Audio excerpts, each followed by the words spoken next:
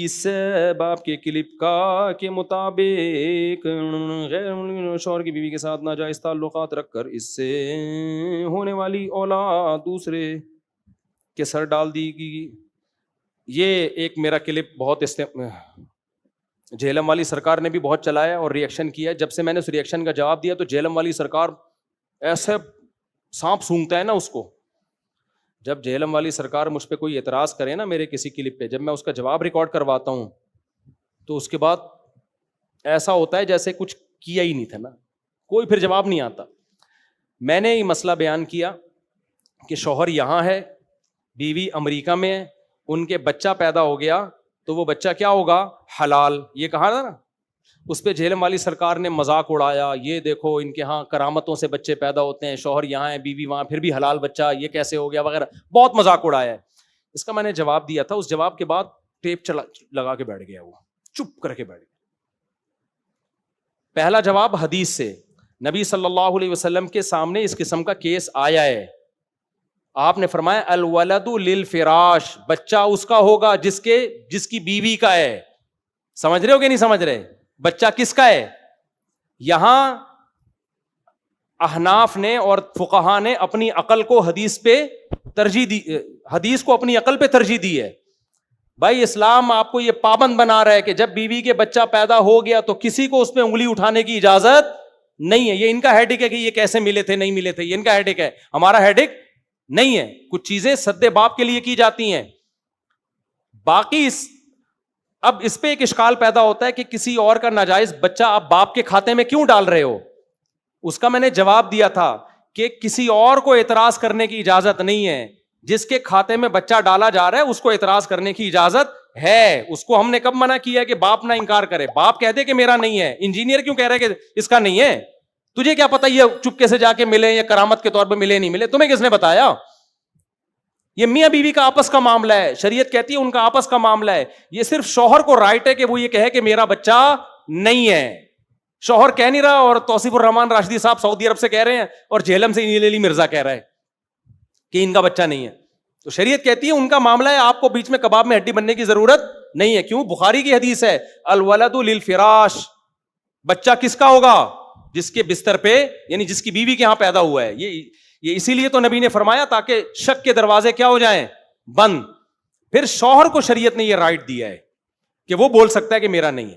اب دیکھو انجینئر جہلم میں بیٹھ کے میرے کلپ کا مذاق اڑایا, اور اس نے کہا کہ ایک زید یہاں پر امریکہ میں, پاکستان میں, اس کی بیوی کہاں ہے؟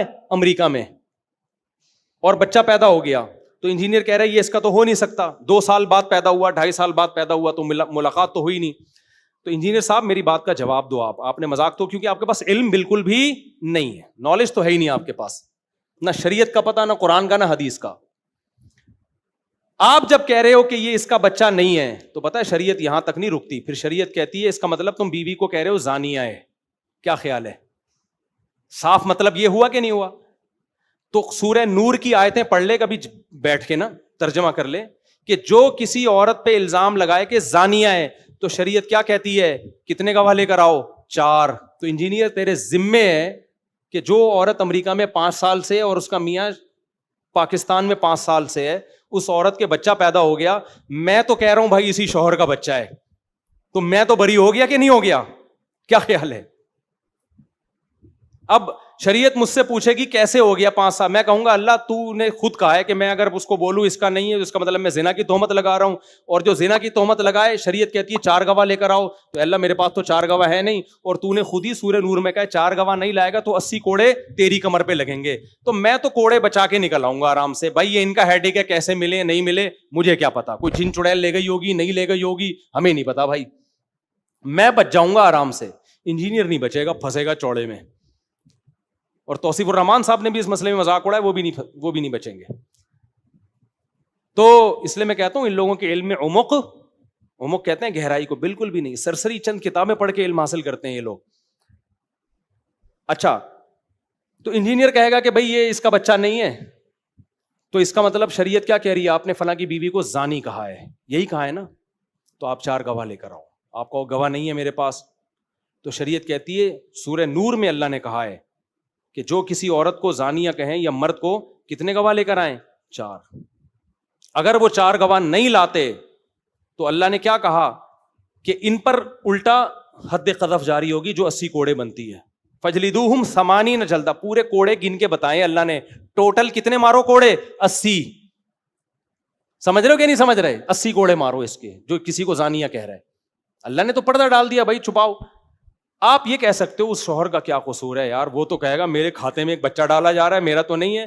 تو اللہ میاں نے شوہر کے منہ پہ ٹیپ نہیں لگائی ہے, جہلم والے کے منہ پہ ٹیپ لگائی ہے اللہ نے.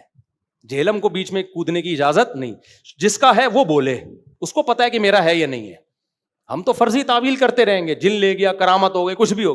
یہ تو اس بچے کو نسب کو بچانے کے لیے شریعت نے کہا کہ فرض کرو ساری چیزیں. اب دیکھنا یہ بھی میرا نا آدھا کلپ چلائے گا, پوری بات پی جائے گا, اس کی عادت ہے.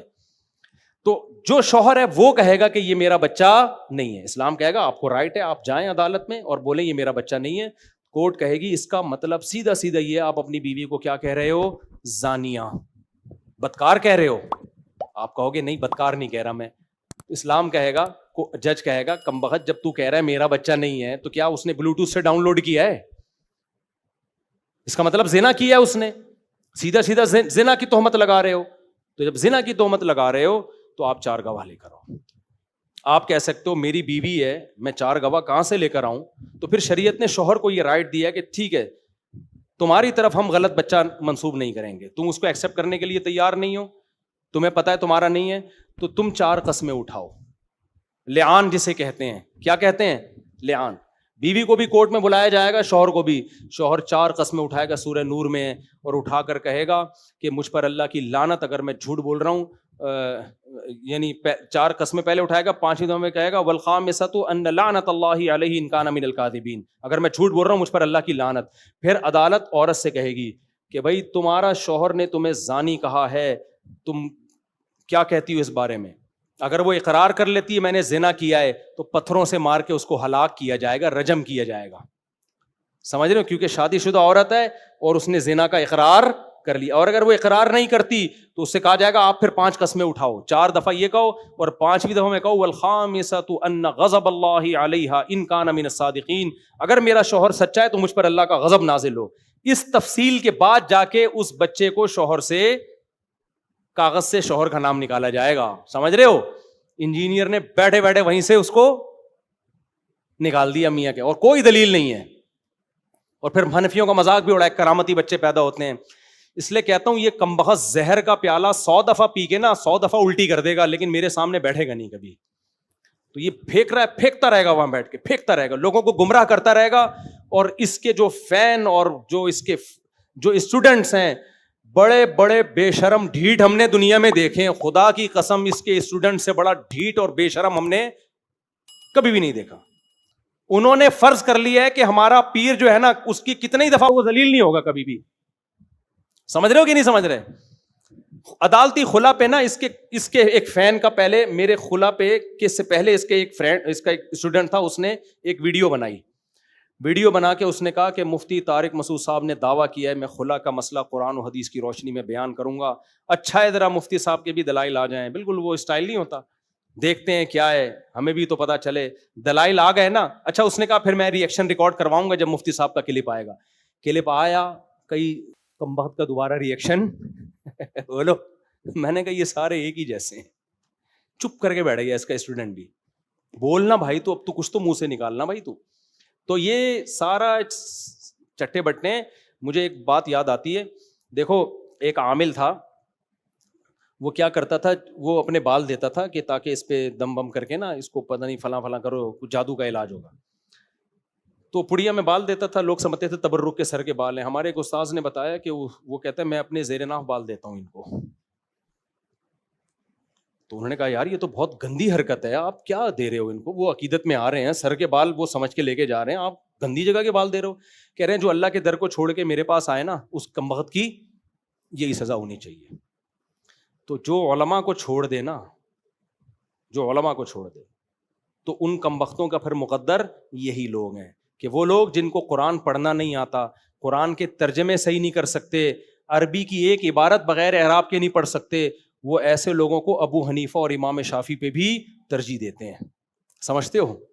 ان کو ابو حنیفہ کی اتباع کرتے ہوئے موت آتی ہے, اور اتباع کرتے کس کی ہیں؟ پھر ان لوگوں کی اتباع کرتے ہیں. تو یہ اللہ کی طرف سے دنیا میں ایک عذاب ہوتا ہے کہ تم اتنے بڑے بڑے علماء فقہا کو جب چھوڑو گے نا تو تمہاری مقدر میں پھر یہی لوگ ہوں گے. تو لوگ کہتے ہیں مولوی 2 نمبر ہوتے ہیں, تو ہوتے ہیں, 1 نمبر بھی تو ہوتے ہیں نا. تو یہ تو نہیں کہ آپ ساری دنیا کو چھوڑ کر اسلام چند لوگوں پہ ڈیپینڈ کرنا شروع کر دے, بس یہی دنیا میں پیدا ہوئے ہیں.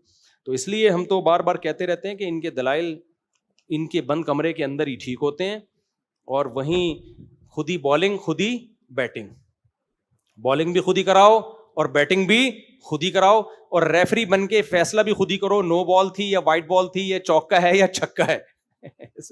یہ ساری چیزیں کیا چل رہی ہیں, کبھی خوشبو لگا کے ہمارے پاس بھی آؤ بھائی, اور کبھی خوشبو لگا کے ہمیں اپنے پاس بھی آنے دو, پھر ہم بتائیں گے آپ کے دلوں میں کتنا تیل ہے.